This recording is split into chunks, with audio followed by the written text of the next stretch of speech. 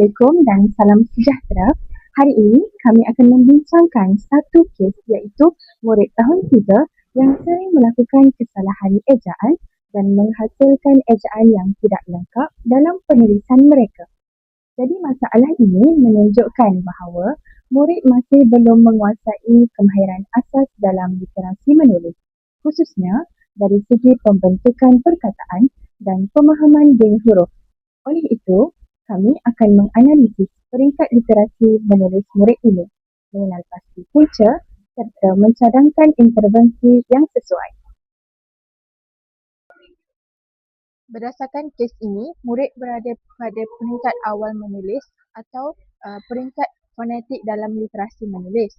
Pada peringkat ini, murid cuba untuk menulis berdasarkan bunyi yang didengar tetapi belum dapat mengeja secara sepenuhnya. Contohnya, murid mungkin menulis makan untuk makan atau sekolah untuk sekolah. Ini menunjukkan murid masih belum menguasai hubungan antara huruf dan bunyi secara menyeluruh.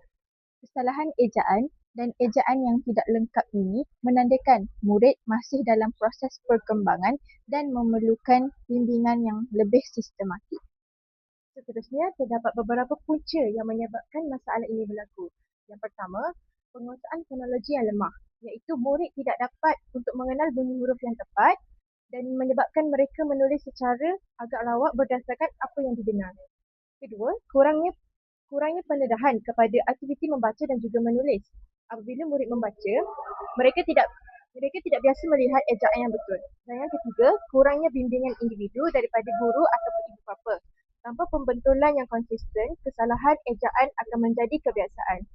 Semua faktor ini menyumbang kepada kelemahan dalam kemahiran menulis murid. Bagi mengatasi masalah ini, terdapat beberapa intervensi praktikal yang boleh dilaksanakan. Intervensi pertama ialah penggunaan kaedah fonik secara sistematik. Guru boleh melatih murid mengenal bunyi huruf dan suku kata melalui aktiviti seperti menyebut, mengeja dan menulis perkataan mudah secara berulang. Intervensi kedua ialah aktiviti salin dan juga bina ayat.